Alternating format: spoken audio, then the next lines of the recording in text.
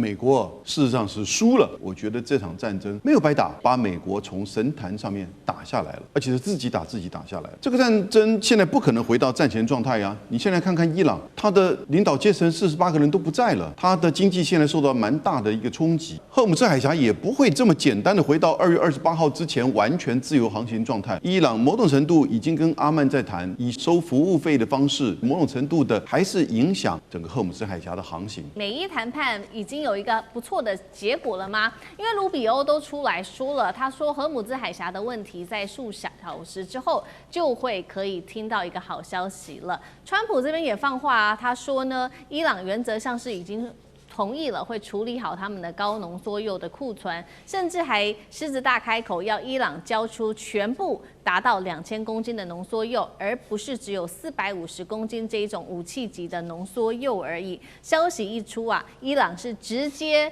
打臉了，不管是盧比歐或是川普的最新談話，官媒這邊駁斥說要交出高濃縮鈾的話，這個是完全是不實的假新聞，還挑明了現在呢跟美國只願意談的是要雙方停止敵對的行動，解除海上的封鎖，還要美國釋放凍結伊朗的資產。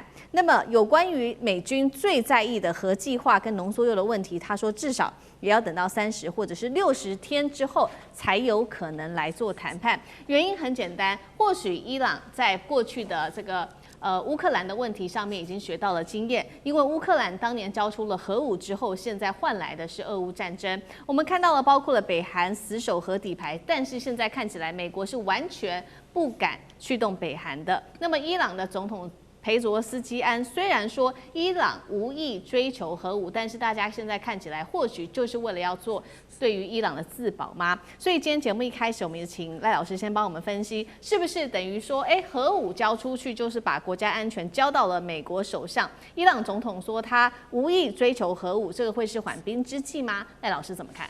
我相信伊朗是沒有意思要追求核武的啊，我的判斷。因為如果伊朗真的要製造核武，它沒有必要提煉到60%或者80%就停止了。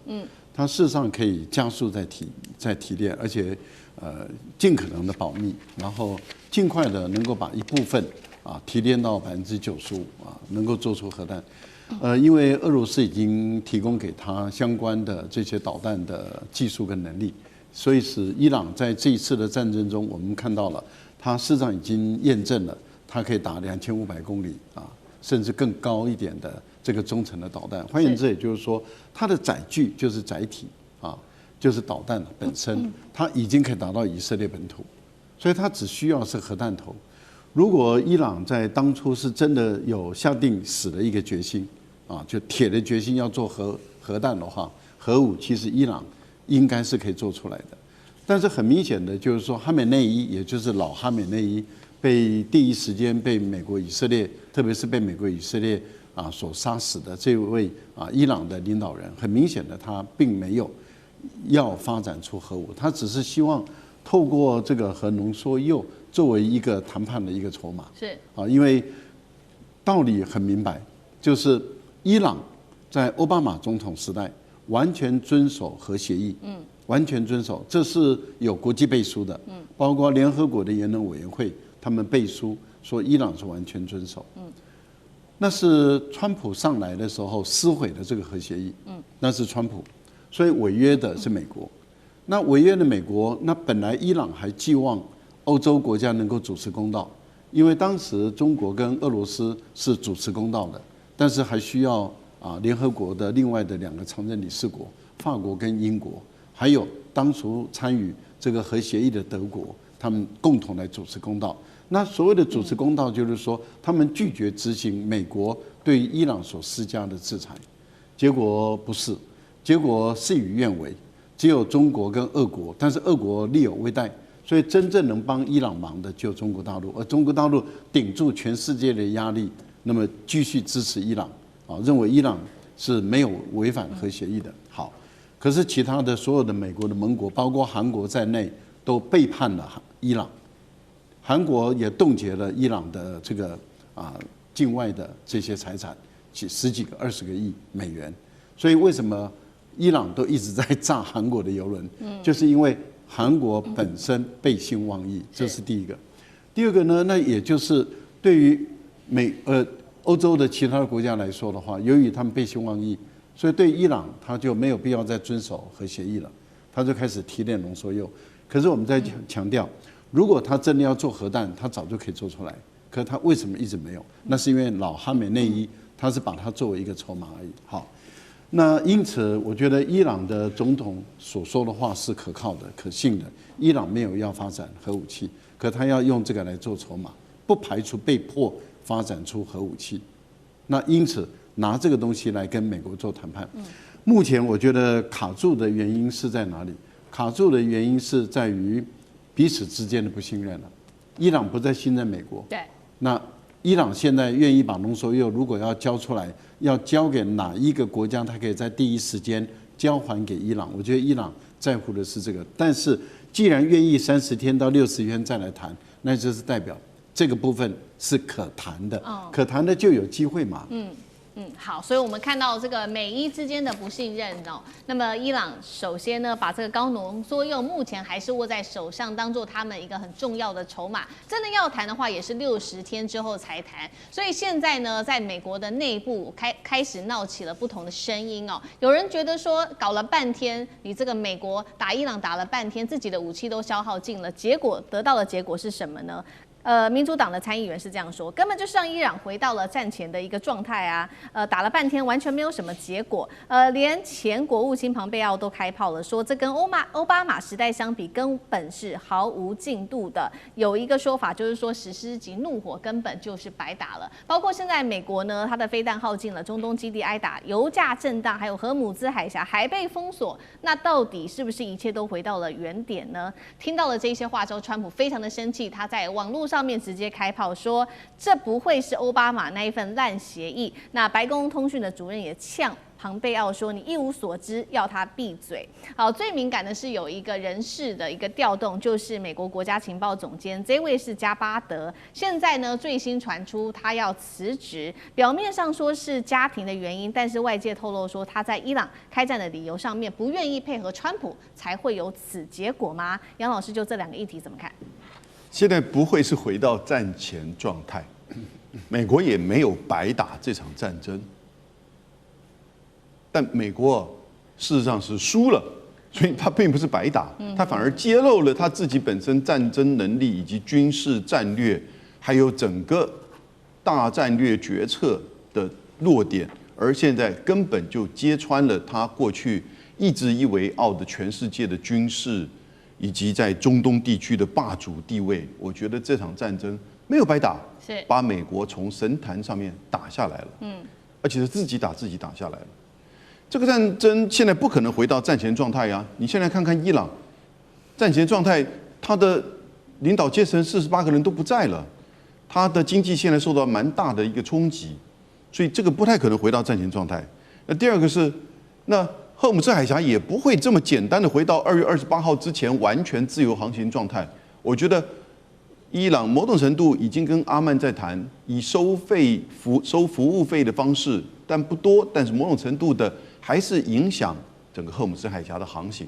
那這個對於未來美國軍艦跟美國船舶要經過荷姆茲海峽很大的困難。所以不是回到戰前狀態。你更不要說美國對於伊朗的制裁、封鎖、凍結資產，伊朗怎麼可能會讓美國完全絲毫沒有解除的情況之下就同意任何事情呢？所以這個戰前狀態搞不好是更早之前。所以整個美國也會解除這些制裁。那美國是不是白打呢？我剛剛講了，美國沒有白打，美國把自己從神壇上、從霸權上、從中東的霸主的地位上給打下來。現在在你看到海灣地區超過20個大型基地、228個軍事基地，目前的衛星照片顯示被炸遠超出乎白宮的講法，而且到現在都沒有再修改。再去維修，為什麼？因為荷姆茲海峽被管控的，所以美國的船艦進不去。他不太可能用飛機運這些什麼磚頭啊過去重建吧？對。那這個還是物質上面，那海灣國家還會跟美國在維持這個軍事基地的關係嗎？這個就不可能回到戰前狀態了。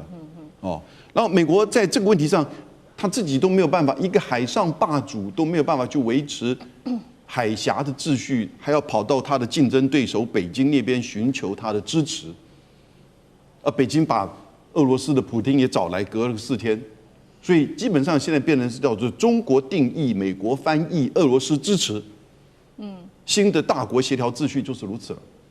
你看看這一次伊朗背後都是中國在把每個國家都摸騙了，從伊朗、巴基斯坦、美國、俄羅斯，你更不要說阿聯酋、沙烏地阿拉伯，最近他的王儲啊，阿聯酋的王儲啊，然後呢，接下來埃及，通通都到北京去，就在這1個月內。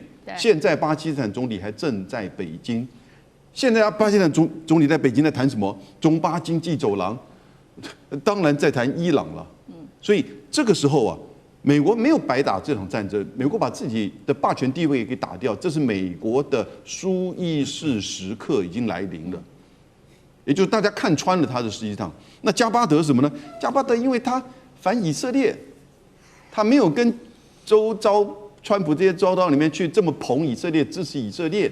那講實話，沒有人敢講，伊朗根本老早核武計劃就停頓在那邊，所以在去年6月的時候，12日戰爭之前，加巴德就說伊朗其實已經沒有在推動核武計劃，因此6月13號，美國跟以色列就趕快去打那個12日戰爭。然後你看今年2月28號之前，加巴德也說，伊朗目前的核武計劃沒有任何威脅性。對。後來2月28號趕快就去斬首。加巴德犯的大忌，在美國的政府裡面，尤其是川普政府裡面，沒有挺以色列，沒有聽川普的這個話，那所以他現在被換下來，那這個變成美國內政的一個嚴重的問題。以色列已經用金權整個主導美國的政治了。对，如這個楊老師幫我們看到，確實哦，這個美伊戰爭打到現在近2個月的時間，美國已經不可能回到所謂的戰前的狀態。特別是華盛頓郵報也在這個時候點出來說，你的戰損啊，已經遠遠的超過當初開打計劃之前的這個戰損了。尤其呢，他特別曝光了一個具體的數字，就是這個美國在這場戰爭當中消耗的武器的數量是遠遠高過於以色列的。包括了這些高階的攔截彈，是消耗量非常大的。那報道特別點出了說，美軍啊發射的這個薩德飛彈大概是200枚，幾乎打掉美軍1半的庫存了。那如果是標3跟標6，大概也達到了100枚。反觀我們來看到以色列的部分哦，它的箭式攔截彈不到100枚哦，大衛投石索大概是90枚。再來看到戰損，先前我們報道過美軍被擊落或者是摧毀的這個戰機達到42架，但是以色列有載人的戰機幾乎都是沒有折損的，因為呢這些危險的任務都是由美國來承擔的。所以在這個美軍大失血的之際呢，我們看到川普也正在積極的跟穆斯林國家領袖來通話，希望更多人可以加入這個亞伯拉罕協議，也暗示未來連伊朗哦都有可能來做加入。為什麼川普寧可犧牲、承受這種巨大的消耗跟傷亡，也要幫助以色列？那麼伊朗成功的關鍵，呂艦長又怎麼看？其實如果我們來看啊，公視現實主義大師米爾斯海默，他曾經寫過一本書，叫做《以色列游說與美國的外交關係》。他這裡面就特別的講清楚，美國的外交關係其實跟以色列的游說關係兩個部分是相互連接在一起的。這也就是我們直白的說，也就是美國的選舉需要大量的金錢，那這個金錢由猶太人來出，那對不起就要配合猶太人的錫安復國主義。那這也就是我們看到為什麼歷任的美國總統，無論或輕或重的，都是在不斷的支持這個以色列的種種的。對於無論是加薩走廊，甚至我們講到說有關於黎巴嫩，那這些主要的原因就在這裡。那剛剛我們講了這麼多的裝備啊，那當然對於美國來講其實是大傷的。為什麼？如果我們來看 CSIS 它的一個統計的話啊，我們談到幾個，例如說我們講到這一個戰斧巡弋飛彈，或者是標準3型、標準6型。或者是薩德飛彈，我們從這裡面我們都可以看到它的如果要補齊的時間呢，大概最起碼都是從都是從4年起跳，那甚至有的要到5年了。那意思也就是告訴我們說，其實這一次美國用了這麼大的力量，其實沒有辦法拿下這一個伊朗，其實是他們輕忽了伊朗。為什麼？因為他們認為這個他們的對於美軍來講，美軍的這一個所謂的這一種戰爭形態啊，也就是我們講的馬賽克的這種戰爭形態，應該可以主導戰場。也就是我們任何的一個載具，它不但呢可以擔任了這個紅色的攻擊的這橘紅色的攻擊，它同時呢也可以擔任這個黃色的決策以及綠色的徵收的部分。他們一直這麼覺得，可是他們忘了一件事情，也就是呢在這一個伊朗啊，它其實真正的是這一個我們講到這一個胡塞組織背後真正的支持者。然後伊朗其實大量的沿用了從2023年10月開始，一直到2025年11月結束的這一個美國稱之為叫做繁榮衛士行動，也就是在紅海的這個部分，他們所創造的這一種飽和攻擊形式。那這種飽和攻擊形式包含了這一個我們講到無人機啊，或者是反艦飛彈，還有彈道飛彈。那這一些配合起來，其實那個時候美國的航空母艦打擊群在紅海其實就已經吃了大虧。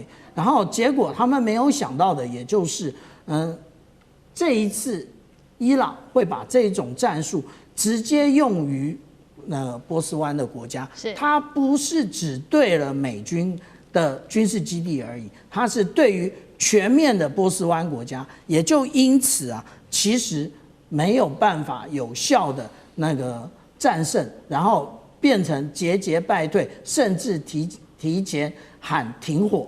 美國的真正的原因就在這裡。川普最新的发言，他豪言說伊朗會在3天之內崩潰，並且說呢，他的石油管線在3天之內會爆炸。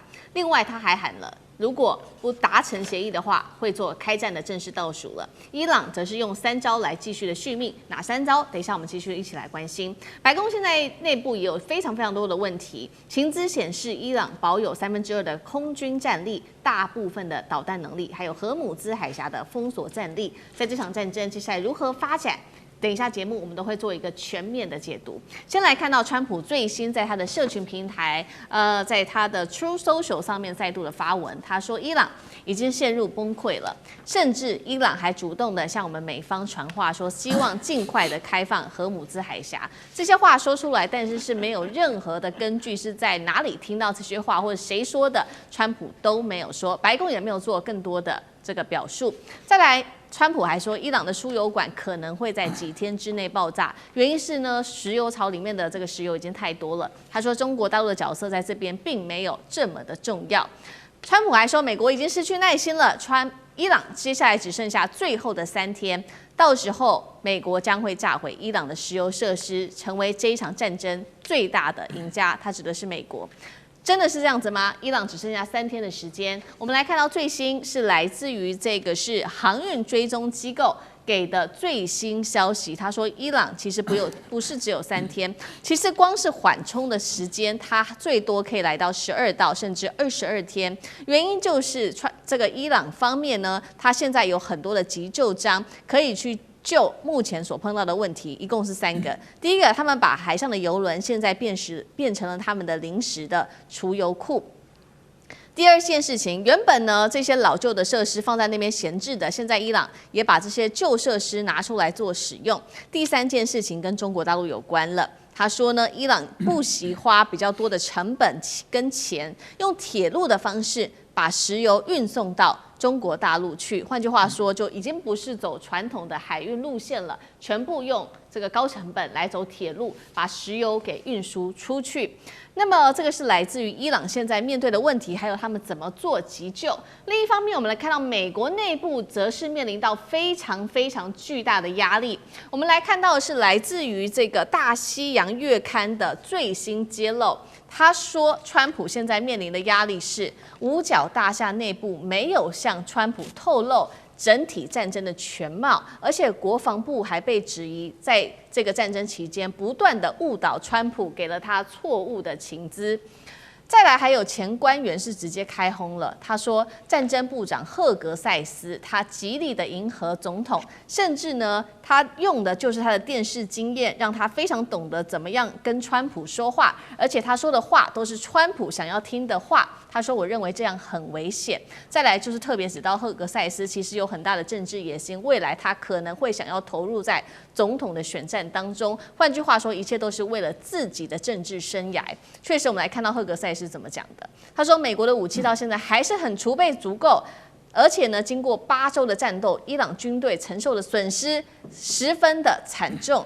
但是我們來看到副總統范斯完全不是這麼認為的，私底下根據於媒體報道，他向這些媒體做了一個透露說，他認為他很擔心的是美國的導彈庫存正在見底當中，而且他認為大幅的削減這些彈藥儲備的後果將會是不堪設想的。情報機構也直接打臉目前的戰果。有關於伊朗，這個赫格塞斯說已經損失慘重，但是情報顯示伊朗還有2/3的空軍戰力，大部分的導彈能力，甚至還有能耐繼續靠着這些快艇跟布雷來封鎖荷姆茲海峽，而這些的能耐都是最致命的。至於美國的內部，華盛頓的智庫戰略國際研究中心特別講到說，有4大的關鍵彈藥現在已經消耗，甚至是過半了。這當中包括了防禦用的攔截器、戰斧巡弋導彈、聯合空對地的防區外導彈等等，都是這種進攻性的武器。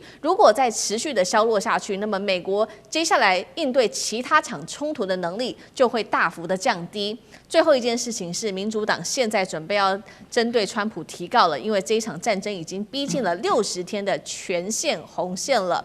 再來看到外部，川普又面臨哪一些壓力呢？盟友，我們來看到德國總理梅爾茨最新持續的酸川普，他說伊朗根本在玩一套超級高段位的不談判策略，把美國官員耍得團團轉，而美國現在內部正在被伊朗跟革命衛隊給持續羞辱。今天節目一開始，我們要特別請教委員怎麼看川普高喊的伊朗3天之內會崩潰，但是我們現在看到伊朗的3大招。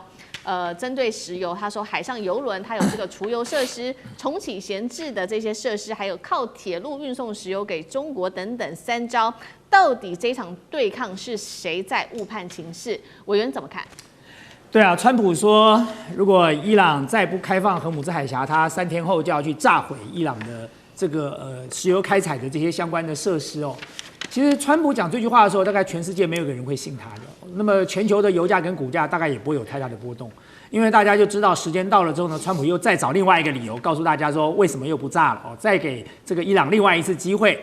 這就是川普最喜歡玩的一個手法哦。這個美國的媒體曾經統計過，川普最厲害的是在1小時之內可以有7套不同的說法，就1小時可以變7遍哦。我覺得他真的是好厲害，就川普不去演川劇的變臉，真的就是可惜了，因為他這個臉變得比什麼都快。對，他1小時可以變7次哎，所以基本上講這個什麼3天後要炸毀伊朗什麼儲油設施，大家聽聽就算了哦。那麼你說國際組織現在評估說伊朗只能夠撐12天，其實我得到的一些相關的資料，伊朗大概可以至少撐60天。它除了我們現在講的這3個哦，用海上油輪儲油，把海上的油輪變成它的浮動倉儲之外，它可以這個開啟閒置的設施，讓這些設施能夠重新的運用。然後當然甚至包含用鐵路去把這個石油經過中歐班列哦，就是經過哈薩克、土庫曼，然後到中國大陸去。但當然我們也算過，就是如果你用一列這個鐵路送過去的油量哦，大概也就是20-30萬桶。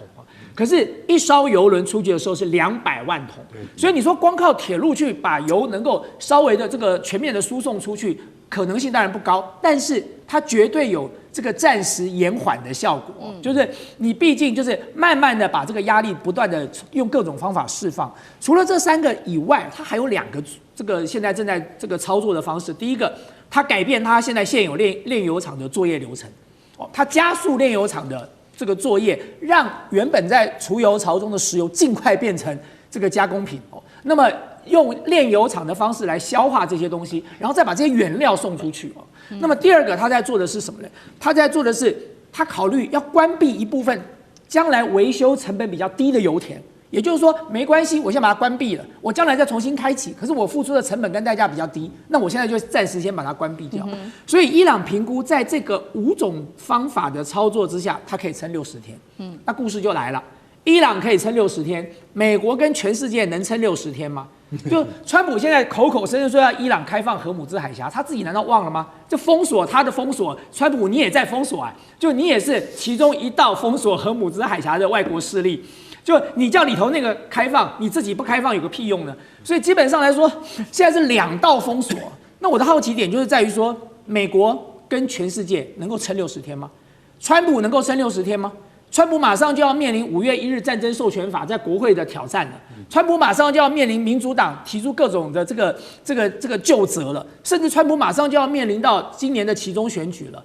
那麼以色列撐得住嗎？以色列的納坦雅胡現在面臨了在野黨的結盟，馬上要在今年10月大選要把它拉下來。那全世界撐得住嗎？各位，今天荷姆茲海峽所封鎖的不是只有石油啊，還有氮肥啊。所以我們現在看到的是能源危機，看到的是這個糧食危機。我們在這個節目曾經討論過，還有另外一個更大的核彈沒有爆啊，海底還有7條電纜啊。对，那7條電纜只要切斷了，那就是 AI 產業的末日了，那就是全球金融業的危機了。所以這些東西，伊朗根本還連端上台面都沒端上來。你說切斷海底電纜很難嗎？一點都不難。美國、英國當時是怎麼把那個北溪2號給炸掉的？那麼這易如反掌啊！你可以在那裡搞北溪2號，我何嘗不能夠在這裡把電纜切斷呢？所以坦白講哦，看誰撐不住嘞，就看誰現在最像熱鍋上的螞蟻，看誰現在話最多。顯然不是伊朗嘛，伊朗可以2進2出、3進3出、8進8出，伊朗一點這個急迫感都沒有，也沒有任何的違和感，反而是現在川普想盡各種辦法，不斷的在放話，因為川普自己知道他慘了，他進入了一個沒有出口的戰爭啊。好，所以說伊朗可以撐60天，那美國能不能撐60天？我們繼續來看，因為剛剛特別講了嘛，美國的智庫內部已經示警說，它的這個彈耗已經消耗過半了，甚至呢，范斯我們剛剛講，他很擔心的是彈藥的庫存已經見底了，會影響到之後任何他去美國要去打任何一場仗都會受到影響。但是一方面，我们剛剛看到了赫格塞斯持續的不斷強調說，伊朗已經被打到很慘啊，美國很強等等，一直給一些錯誤的情資。接下來如何看？是不是在透支下一場戰爭了？在這場美伊戰爭當中，岳老師怎麼看？這個美國現在啊，你在做判斷的時候啊，在這個整個這個川普的內閣當中啊，就是拍川普馬屁的赫格塞斯啊，是跟着川普講的一樣，像我們委員講的，就是跟着說謊，這沒辦法，為了要升官發財，就必須要這樣子說謊。那個整個內閣當中，唯一還願意說點實話，從頭到尾不說多話，一說就是實話的，就是范斯。所以大家要了解，因為現在的話呢，其實我現在在這邊講啊。就為什麼美國打一個戰爭，怎麼彈藥怎麼消耗的這麼快啊？因為美國不敢打陸上戰，所以說他會認為說狂轟亂炸，炸了13000多個點以後啊，伊朗自動會投降的啊。沒想到啊，伊朗抗住了。我說實在話了啊，川普可能撐不過60個鐘頭啊，那伊朗可能還再撐60年呢啊。那畢竟是個3000年的古國嘛，大家一想也就知道，就什麼撐不住了。伊朗哪有這種撐不住、撐得住的問題？只是越過越好。那美國倒是真的，因為60個鐘頭以後，川普就要面對60天的這個60天，如果一投票沒過，就是非法，非法就全部結束了，那當然就撐不過60公投。我現在稍微強調一下第二點呢，就是說川普講說中國沒那麼重要，對不對？中國可能自己來講不覺得自己重要，但是中國手上有稀土啊，對不对？你現在這個導彈啊，你的先進武器啊，你各式各樣的戰鬥機什麼的，你國力的這個裝備就需要靠稀土啊。那大陸現在的話呢，稀土的話呢，嚴格加耕者的管制，那是屬於美國最需要的東西。所以你在這種情況下的話呢，美國他們擔憂庫存存底。如果你的軍工的複合體非常強大，那生產的力量非常大，像2次大戰時間一樣的，美國還沒有打完的話，就生產量就是已經消耗的2-3倍。那在這種情況下就沒有消耗量的問題。美國現在人工是又貴又慢啊，然後你也找不到人。大家記不記得這個戰爭剛開始的時候，川普把所有的軍工複合體的廠商全部叫過去，叫他們增加4倍的產量。啊，我們現在都知道，你這個東西的話呢，你就是突然要它增加4倍產量，然後要擴大了很多事情。第一個時間來不來及，第二個符不符合成本的效益。所以在這種情況下來講的話，美國絕大多數的有識之士就發覺美國打不起。那你至於你在這邊問到我說，川普自己還在講說下一個要打古巴，下一個打古巴的話呢，那整天在這邊搞事情，在這個亞洲這邊的話呢，萬一這邊台海又出事，那美國怎麼打？所以在這種情況下，大家就會發覺說，美國基本上在川普的吹牛情況下，把自己搞垮了。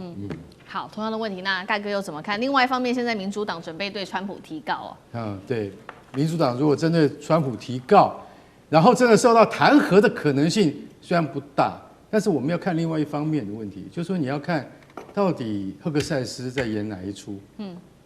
我今天就講白了，赫克賽斯要出來選總統啦。你知道嗎？他其實他內心他的內在，你会看到他現在做什麼事情都很強勢。來，這個陸軍的這個參謀長蘭迪喬治，我把他廢掉就廢掉了。然後我們這個軍隊裡面以後不可以再出現女性的將領跟黑人将領，這些事情都基本觸犯美國憲法。他敢做，他竟然還在推那個槍支步槍協會裡面說，我告訴你。這個上帝賦予我們擁槍的權利，所以說呢，我們這個只要是信奉上帝的這些教徒們，我們都可以擁槍而自重。這些話聽起來都讓人家覺得似是而非嘛，對不對？他真的講這些話。赫克賽斯有政治野心，其實這件事情在華府的觀察裡面，這已經當然他們從來沒有講過一句，可是他現在直接得罪的就是范斯副總統。為什麼？因為范斯也要選。就這麼簡單。那對於這兩個人的角力他們絕對是不能夠輸的，任何一方都不能輸。輸了，這個人的政治生命就結束了，就完蛋了。也就是說，這兩個人能夠得到川普的這個青睞，去幫哪一個人的話，其實對他們來講很重要，這是他們的未來。那現在反映在那個伊朗這件事情上面，就是說，范斯認為赫克賽斯。你身為戰爭部長，你沒有講實話。美國飛彈的庫存是很可怕的在消耗，但是剛岳老師也有講說，那不是二次大戰。對，你知道二次大戰結束的時候，美國剩下什麼嗎？美國剩下2萬架飛機，後來變成廢鐵。為什麼？造太多了，一下生產太多，結果沒有打掉，怎麼辦呢？送到廢鐵廠去。美國當時的工業力量是多大？現在不是，現在我們現在從頭開始看。你現在從 AGM-154、AGM-158，還有 JDAM 這種聯合搖弓武器，每天燒的速度，等一下還要送給烏克蘭，還要送給以色列。為什麼？因為以色列要拿來打伊朗。所以美國的庫存一直送出去，送。回頭看 Lockheed Martin 洛克希德馬丁，你造好了沒有？問雷神公司造好了沒有？對不起，總統先生，我們可能要再2個月才能夠生產到你要的速度。過了2個月，他說生產好了沒有？對不起，我們還要再半年。美國的國防工業實力不斷在下降當中，造船不斷在下降當中，所以范斯就會問赫克賽斯：“請問我們的飛彈庫存夠不夠？”赫克賽斯說：“我們的庫存是無限，怎麼可能無限？你講給那個什麼鴨子去聽雷嗎？”所以這些東西都不是正常人能夠接受的。我認為赫克賽斯他是從媒體出身，他知道要講什麼話給川普聽，讓他老人家高興。但實際上，美國的軍工業跟美國對伊朗的政策到現在已經面臨了十字路口。他到底要下一個決心，說不能再這樣拖下去。你知道為什麼嗎？因為再這樣拖下去，那很可能，你看最近出了很多大新聞，你看連那個阿聯都已經退出石油組織了，所以大家就知道說，其實美國現在正在站在十字路口。它整個國內的經濟也是一樣。美伊戰事現在有了一個最新的一個進度，重大的進展，就是在油價呢。現在來自於伊朗的說法，不僅已經突破了$120一桶的這個價格之外，他說接下來油價他預估會上漲到$140，正式的進入倒數。另外一方面，伊朗現在在海上，他也特別強調的是說，接下來會有大規模的攻擊。剛剛說到的最新消息是，以色列方面也說呢，這邊在大規模的軍事集結了，接下來恐怕會有最新的軍事行動。那麼我們來看到另外一方面，美國的航母現在撤退但是換手的是极音速的這個飛彈已經來接手了。美伊戰爭誰先撐不住？今天就這些議題，我們會一起來做關心。我們現在來看到的是最新消息，來自於伊朗的最高領袖穆吉塔巴的最新放話。他說：“伊朗，我們會持續的死守我們的核武跟飛彈的能力，波斯灣將不會再有美國了。而且呢，這邊也喊話說，伊朗的海軍已經預告要擴大海上的攻擊。現在大家就在看說，為什麼在這個時刻，海軍司令喊出這樣子的一個話，剛好是包括了布希號前進到中東的時刻，喊這個話有相關的意思嗎？另外，我們來看到伊朗也嗆瞎美國重啟荷姆茲的攻勢，只會引發一個漫長而且痛苦的報復。我們另外一方面來看到這個戰火肆意已經延燒到波灣國家去了，直接衝擊的就是亞馬遜，直接喊話，雲端的計算已經證實了中東的據點受到損失，所以接下來服務是完全中斷的，而且修復時間要花上好幾個月的時間。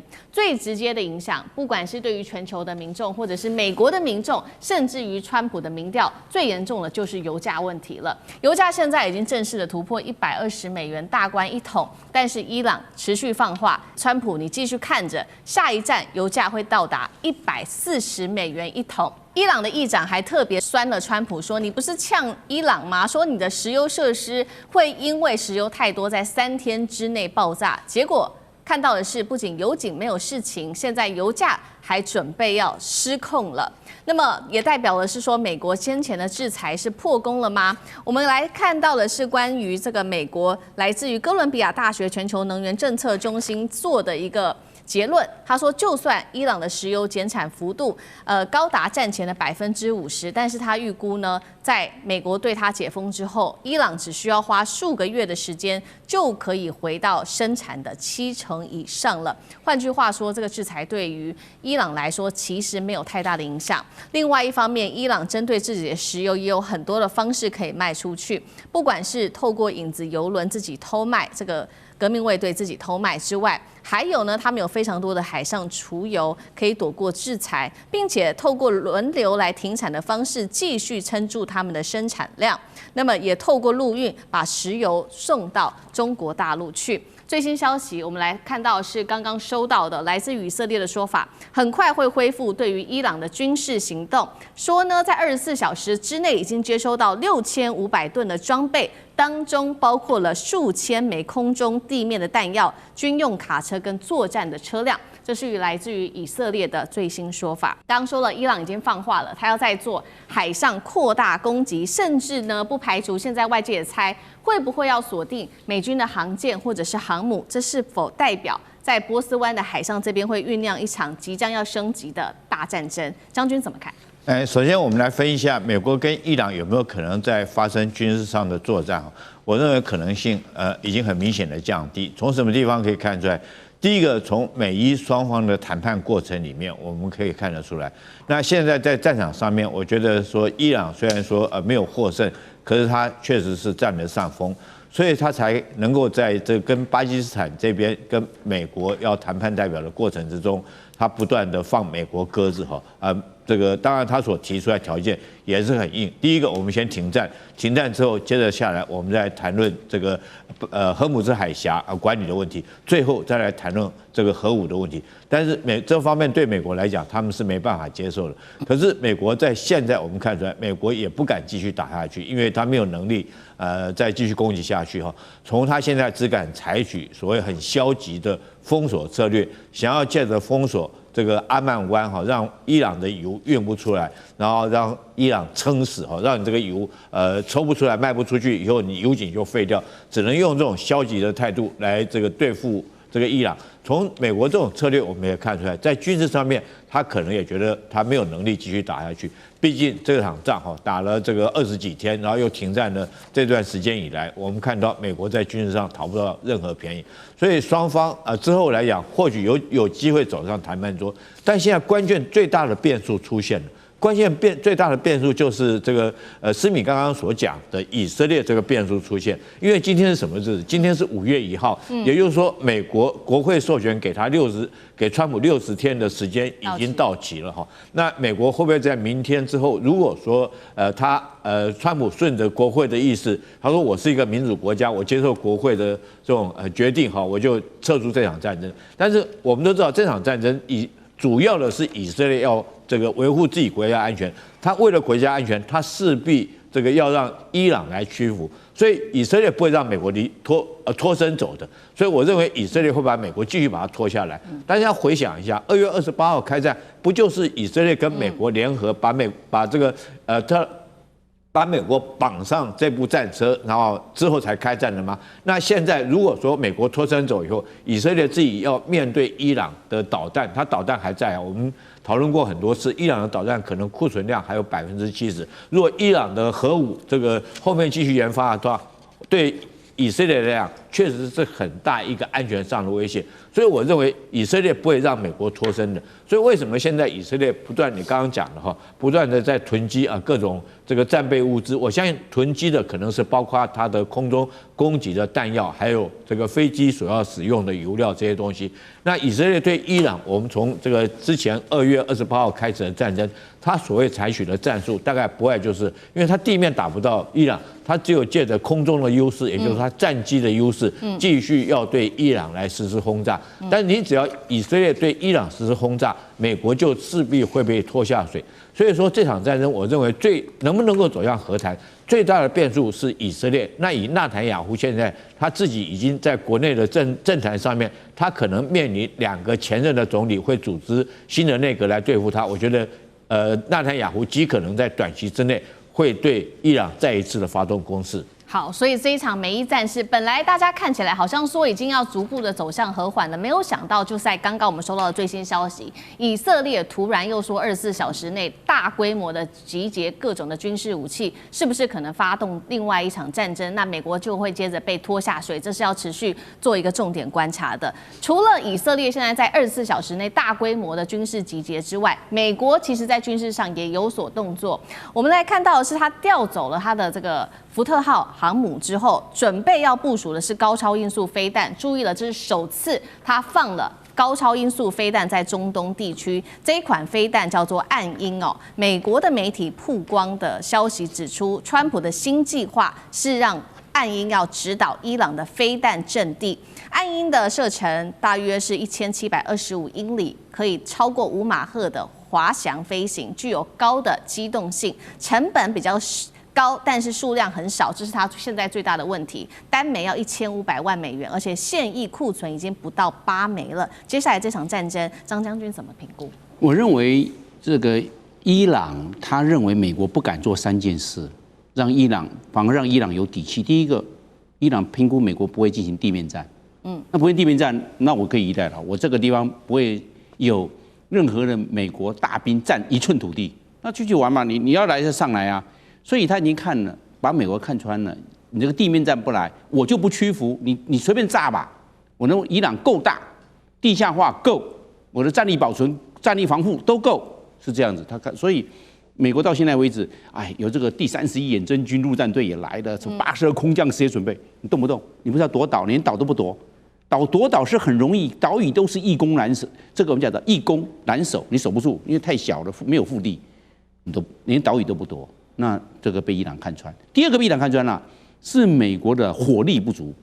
你看他那個供不應求，因為你供給的有限，你還從其他國家做調撥。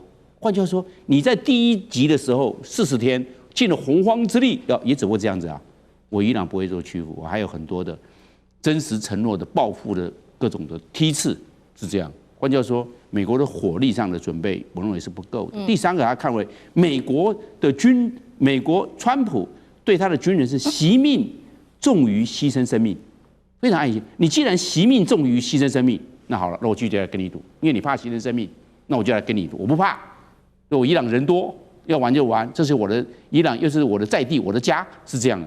所以，川普這40天對伊朗的用兵，並沒有達到戰略的目標，也沒有達到戰略的效果，是這樣。那你剛剛講的暗鷹飛彈，我認為暗鷹飛彈它有2個短板的，第一個，它數量不夠，8枚，你怎麼8枚？你8枚能夠打幾個目標？隨便讓你炸好了，你這樣子8枚用下去，它就是為了有一個我這暗鷹的高超音速導彈能夠有實戰的經驗，我就拿到伊朗戰場去做驗證，是這個樣。美國就是為了這個目的，那你數量不夠嘛，就是你的短板，你打完了沒有了吧？那做出來要很慢啊。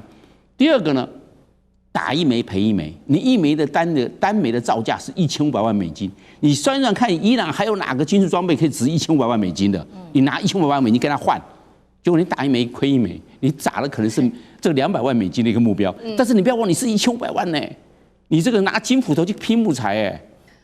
對不對？是個問題啊，所以我們來看呢，我做個小小結論，就是這個美國低估了3件事。第一個，低估了伊朗報復的實力。伊朗媽的一波一波啊，在科威特、這個安曼、巴林、阿聯酋都在他們做報復啊，低估了他報復的。第二個，美國低估了伊朗的作戰意志跟他的我們講的跟他的這個團結力，因為打到最後面，好像伊朗在這一方面並沒有崩潰。第三個最重要的，他低估了伊朗的戰爭忍受度。那玩戰爭來繼續玩下來吧。我戰爭忍受度是很高的哦，我不是那種一下就崩潰沒有辦法撐下去哦。所以美國的3個低估的對伊朗的低估，也造成美國後續用兵感覺到力有未逮。好，所以我們來看到那這一場戰爭接下來會如何做發展。剛剛整理了一下，這個以色列接下来可能會很快的展開行動嗎？那有可能會從空中來做進行。那美國會被拖下水，伊朗則是很可能展開報復。剛剛說的會不會如穆吉塔巴說的，就是從海上進行這個大規模的一場報復行動？那美國可要頭疼了。現在美國不只是被以色列恐怕拖下水之外，在國內其實自己的內部也面臨政治上面的壓力。他們的戰爭部長赫格塞斯呢，最近呢，他到國會去，結果被圍剿哦。因為呢，我們來看到這個民主黨的議員怎麼說，他痛斥這個赫格塞斯說，你沒有經過國會授權就開戰，已經燒掉了250億美元，而且呢，注意了，這個250億美元還沒有算上說，被伊朗打的這些美軍的基地哦。如果說要修復這些基地，現在加總這個金額其實高達了500億美元，換算新台幣是1.58兆元。赫格塞斯就氣壞了，他就回應說，你們不幫助我的話，簡直就是可恥，而且你們遞彈藥給對手。而且美國，你根本現在如果不做任何事情，就是在擺爛。另外一件事情，美國自己內部要擔心，川普政府要擔心的事情，就是5月1號就屆滿60天了。如果國會還沒有授權這個美伊戰爭可以繼續打下去的話，那川普就是必須要在期限之內撤回美軍。沒有想到赫格塞斯竟然在這個時候遞出了一個新的解套方法。他說呢，美伊現在不是休戰嗎？我們不應該把休戰的時間算在這個60天裡面。所以現在他在為他的這個法律要來解套。岳老師怎麼看？這個美國這個國家有3件事情非常重要啊。這個第一個就是錢啊，資本主義國家就是重視錢啊。第二個的話呢，就是愛國。啊，美國人很喜歡強調愛國，非常重要。然後第3個的話呢，就是法律，依法來治。剛好海格塞斯的話，他面臨這個3者啊。那麼首先的話呢，這個國會當中，現在海格塞斯他已經公布了，所以打到目前為止啊，他稍微強調，我們原來聽到的是300多、350，他現在講250，這個不是喊價的，這個不是買這個什麼白菜呀、什麼蔥的什麼的啊，他講250就好。但是《華爾街日報》馬上登出來，所以說實際上的支出遠遠不止此。